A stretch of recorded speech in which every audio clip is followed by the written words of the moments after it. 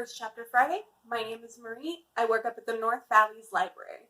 Today I will be reading the first chapter of, can you see, The Parker Inheritance by Varian Johnson. It's published by Arthur A. Levine Books. Now the publisher recommends this book for anyone who has about a 4th to 6th grade reading level. This is also a Nevada Young Reader Award 2021 nominee for the intermediate category. The story takes place in the city of Lambert, South Carolina.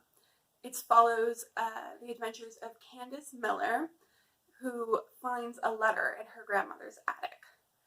The letter ends up sending her on a treasure hunt, and while she's looking for the treasure, she also attempts to exonerate her grandmother and expose the injustices committed on an African-American family in Lambert.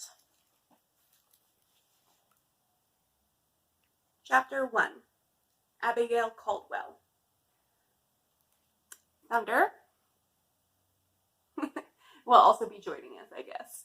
His reading level's not quite high enough, but he likes to listen. October 17th, 2007. Abigail Caldwell stared at the letter. The letter stared back. The paper was bright, crisp, smooth, like the pages of a new book that had yet to be cracked open. The letter, with its small, black, single-spaced words and sharp edges, spoke of a great injustice. It was written by a man who did not exist, and it promised an incredible fortune to the city of Lambert, South Carolina, if its puzzle could be solved. Abigail refolded the letter, then placed it in her purse. Dusk was beginning to set, and apart from the handful of teens playing basketball, Vickers Park was empty. She sat on the bench outside of the Enoch Washington Memorial Tennis Courts. A small crew had already removed the rusted fence surrounding the courts and was now carrying over jackhammers. A large yellow backhoe loomed in the distance. "Miss Caldwell, you sure you want us to start tonight?" the chief of maintenance asked, handing her some earmuffs. "We're going to have to pay overtime, and the noise alone will." "I know," she said. "I'll deal with the fallout tomorrow." She couldn't risk starting the operation during daylight hours. It would draw too much attention. The chief adjusted his hard hat. "What court do you want us to start with?" he asked. "That one," she said, pointing to the one on the left. It sat directly across from her park bench, from what she hoped was the final clue. "And it would be mighty helpful if I knew what we were looking for," he said. "I agree, Odell." She rose from the bench. "Maybe a chest? A crate? I don't know. But I'm sure we'll recognize it when we see it." Once the lights had been erected, the crew began jackhammering, breaking up the green tennis court into chunks.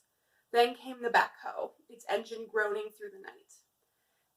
Abigail stood nearby, flashlight in hand, watching as the machine scooped out pile after pile of rubble and dirt. With each dump, she reminded herself of all the clues from the letter, the photos. The money had to be here. The chief paused the backhoe after a few hours, then waved over Abigail. "I'm sorry, Miss Caldwell, but we're not finding anything. How much deeper do you want us to go?" She checked her watch. Time was passing too quickly. It would be dawn soon. And with the sunrise would come a flurry of questions and accusations. "Maybe just a little deeper." She glanced at the bench. "And can you have a few of you guys start jackhammering the base below there too?" He followed her eyes to where she was looking. "But don't tear up the bench. It's important." He frowned. "But Miss Caldwell, the work order said we're only supposed to." "Don't worry about that," she snapped. "I signed the order, and I'll handle any problems with the paperwork." Then she sighed. "I'm sorry. It's just a lot's riding on this." As he went to give new instructions to his crew, she peered into the deep, dark hole. Abigail had wagered her reputation, her job, and perhaps her overall career on a hunch. She hadn't even considered that she could be wrong. A newbie from the Lambert Trader showed up about 4 o'clock that morning, followed by more experienced reporters an hour later. And then, as the sun rose over the park's majestic oak trees, a black sedan pulled up in front of the basketball court. Abigail was a little surprised to see the mayor had arrived in person, but then again, he was up for a re-election next year.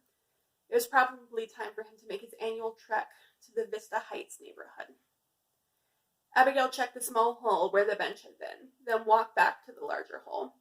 She didn't know it yet, but it didn't matter what, if anything, she discovered that day. The mayor had already suspended her. She would be forced to resign by the end of the day. The letter would remain a mystery, its secrets hidden for 10 years, until someone came along who was brave enough, or perhaps foolish enough, to take up the challenge again. That someone was Abigail's granddaughter. Her name was Candace Miller.